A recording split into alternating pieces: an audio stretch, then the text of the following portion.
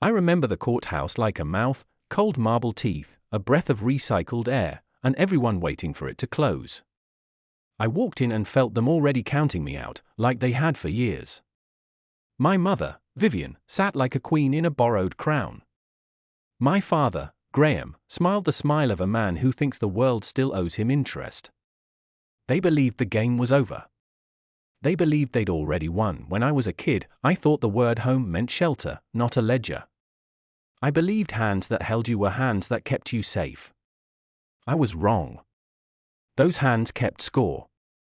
At 18, when my trust fund ran dry and my name stopped making sense as an investment, their voices turned into polite absences. Birthdays became blank calendar pages.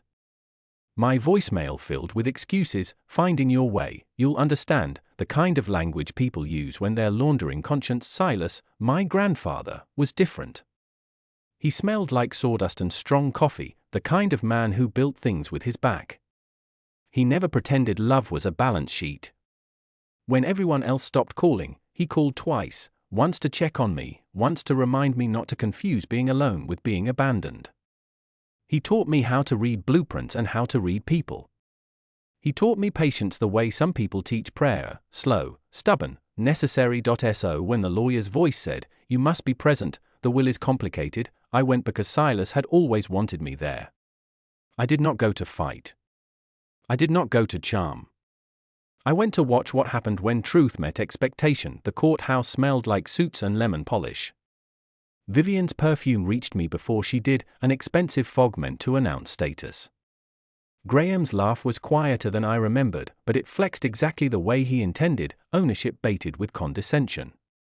They leaned into each other like a pair of umbrellas waiting for fortune to rain down. I sat, palms empty on the bench, and for a moment I let their arrogance have space. Let them rehearse the lines they'd already written, how they'd steward the estate, how they'd manage me. It's funny how people act as if the world owes them stewardship when all they've cared about is the price tag. The judge's voice cut through the murmur. Paper. The slight rasp of a page turning. Names read aloud can sound like verdicts. First came the small things, the land, the charitable donations, the oddities that read like a man's last jokes. Vivian's smile became something practiced and brittle.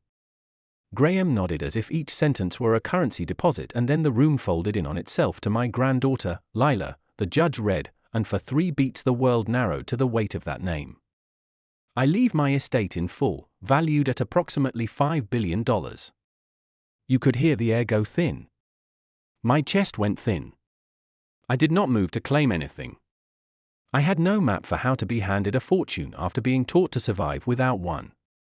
I only watched my parents like a surgeon watches a wound. Graham exhaled loudly, the kind of laugh that's a defense mechanism masquerading as victory. Of course, he said, loud enough for half the room. We'll manage it. We'll guide her. Vivian's whisper was a blade wrapped in velvet. It's too much, darling. People your age can't handle a thing like this. The judge turned the page. The judge's eyes flicked up like someone revealing the last card in a trick. Under no circumstances shall the parents listed herein manage, control, or influence the trust established for Lila. Any attempt to interfere will result in immediate forfeiture of the secondary provisions and benefits otherwise allotted. The words landed and made glass of their composure. I watched them keel, first confusion, then something that looked very much like fear. They had placed themselves in the orchestration, had assumed entitlement like a right. But entitlement is only powerful when it is unseen. When I finally looked, I let my gaze be the slow blade it needed to be. Vivian's makeup cracked at the corners. Graham's jaw worked as if trying to grind his pride into something edible. They had dressed for coronations, not for the spectacle of their own disassembling. You should know, I had rehearsed this silence. Revenge tastes different depending on who cooks it. Grandfather had taught me that the most exquisite retribution is one that arrives quietly and with good manners, so people can watch it destroy their illusions. I sat like an audience member to the end of a play I had not written, and as the curtains dropped, I felt something inside me rearrange. Outside the courthouse, sunlight looked like forgiveness. I walked through it like a new country. People stared. Some with pity, some with curiosity, others with the kind of glee you expect when a long-running drama finally gets its scene. My phone buzzed with messages broad enough to be press releases. "So sorry, dear, we're here for you." I kept walking. All the old scripts played in my head: confrontation, tears, the cinematic screaming match I'd imagined through lonely nights. I had composed letters in the dark, drafted speeches that would make their faces ache. But when the judge closed the folder, when the gavel's echo finally stopped bouncing in my chest, words felt thin. Silence felt heavier, and heavier still was the realization that I no longer wanted to be defined by their absence or by the money. Here's the thing people don't tell you about winning: it isn't always the place you thought you'd like to stand. Power can be a warm cloak or a cage. The part of me that had been an orphan at 18 did not want spectacle, it wanted refuge. Yet I also felt the animal joy of watching the people who'd measured love by return on investment stare at a contract that measured them by a new metric: accountability. But the real twist, what I found at the end of all this theater, wasn't about the money at all. On the ride home, I opened a letter tucked inside the will, a note in my grandfather's looping hand. He wrote like a carpenter writes when building a boat, with practical kindness. "You were never my stash," he'd scrawled.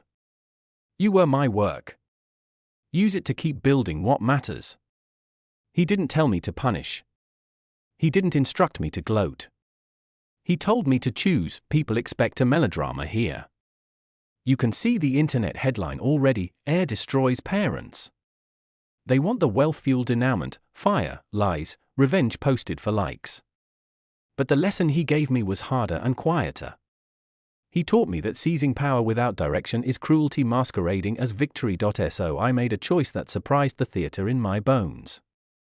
I chose to honor him by doing something that would make him smile in his coffee-stained shirts. I dedicated a large portion of the estate to fund a school, to build a place where discarded kids could learn trades, where they could be taught to read blueprints and self-worth. I put strict protections in place so no single person, especially not my parents, could exploit it.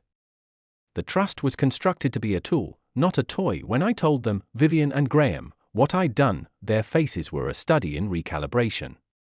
They had expected either to be in control or to have me kowtow. Instead, I had used the thing they'd wanted most as the instrument of my own freedom. They were left not with cash or control but with the most dangerous thing for someone who trades in: leverage, proof that their currency, fear and strings, no longer traded. The city will say what it wants. Some will call me merciful, others will call me cruel.